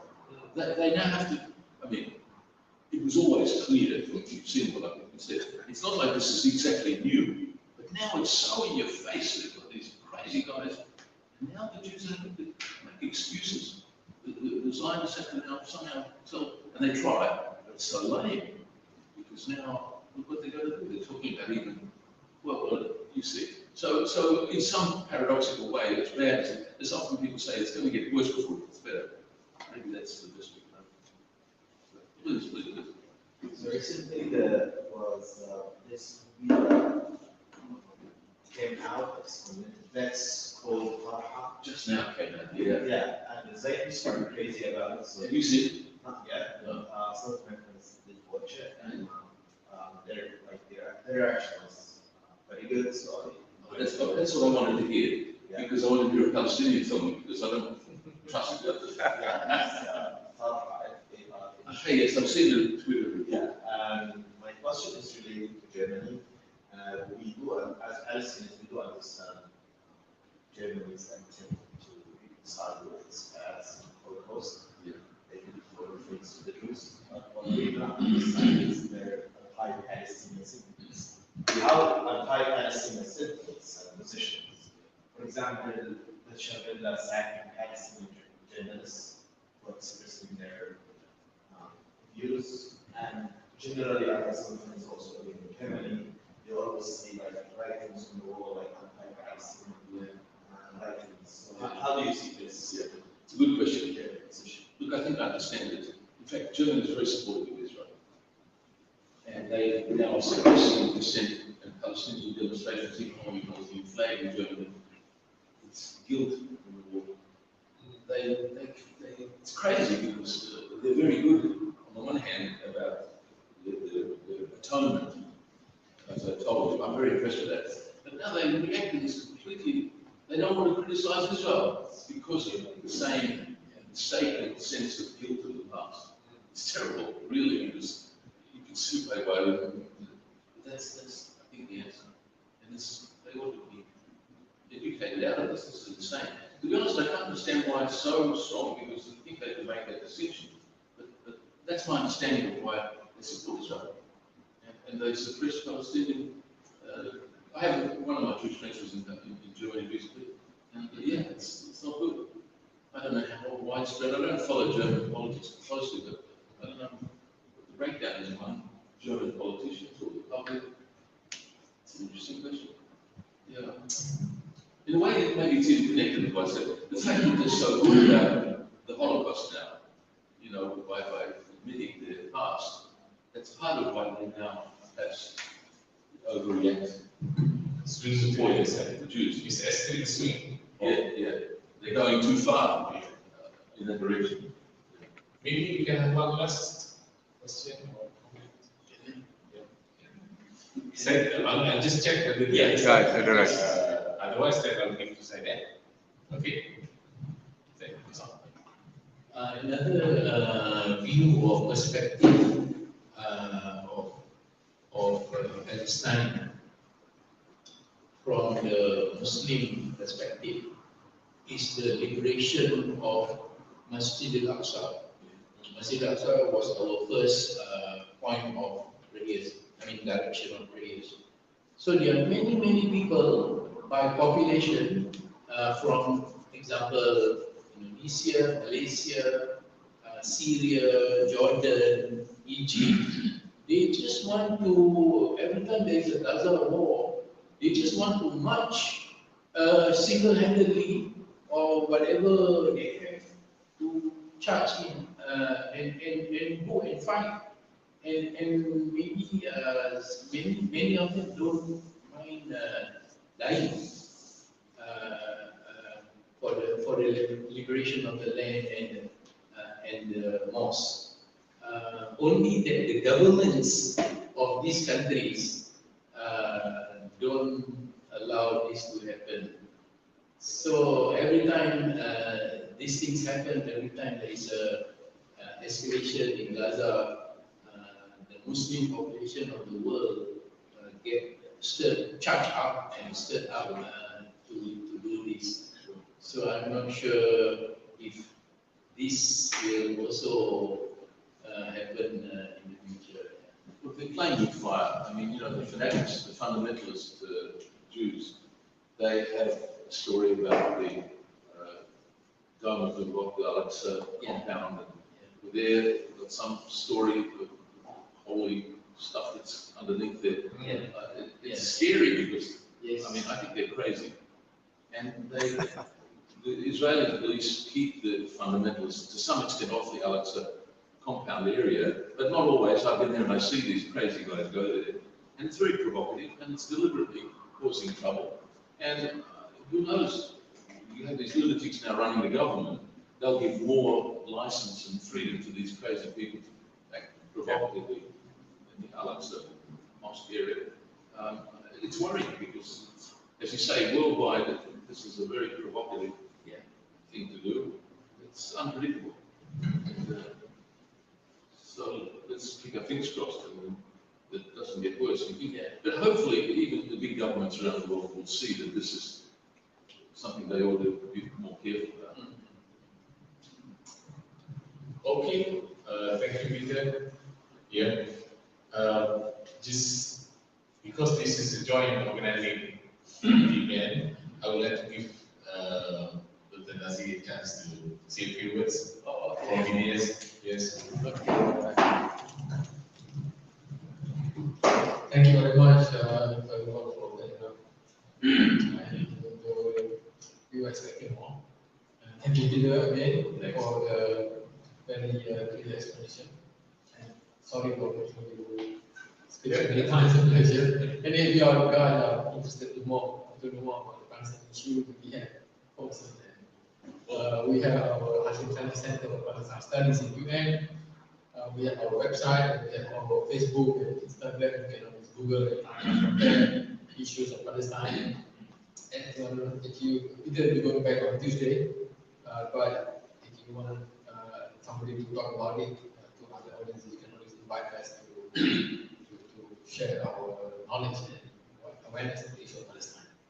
That's all. Thank you again to GM for kind of willingness to co-organize this event. Thank you. Dr. Nasir,